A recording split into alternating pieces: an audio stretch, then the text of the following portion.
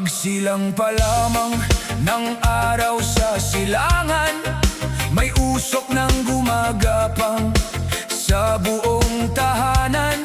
Mga matang nakadungaw sa buhay ng may buhay, ngunit sa sariling bakuran, damoy di mapantay. Kapag may umaakyat sa hagdan ng tagumpay, may dilang nag-aabang upang siya'y maitangay.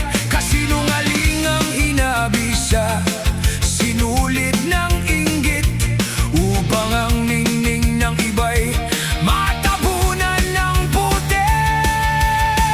Ang tsismis ay anak ng pusong naiinggit, kwentong walang ugat, bulaklak na walang langit. Ipinapasa ng bibig na salat sa katwiran, pinaniniwalaan ng isip na ayaw magsiyasat. Sa isang bulong lamang pangalan ay nasusugatan, sa isang maling sabi dangal ay napapatayan. Ang tsismis ay lasong sa hangin, ikinakalat ng mga taong sa sariling buhay ay mailap. Nagsimula sa labi, lumipad sa lansangan, nilagyan ng pakpak sa bawat inuman. Bawat salin ng kwento'y lalong nag-iiba, hanggang ang munting butil ay naging dambuhalang paratang na.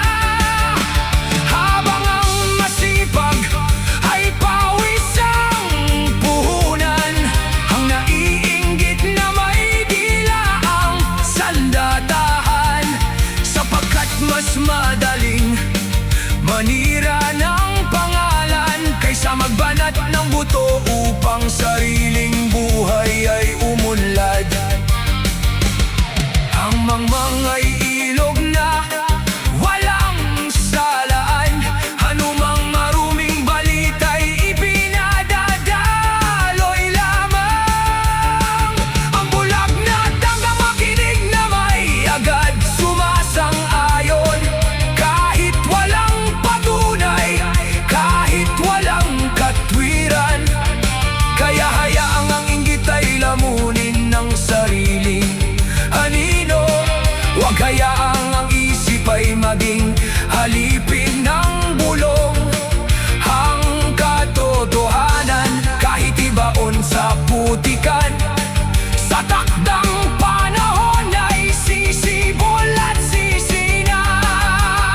Ang tsismis ay anak ng pusong naiinggit, kwentong walang ugat ngunit maraming kumakapit.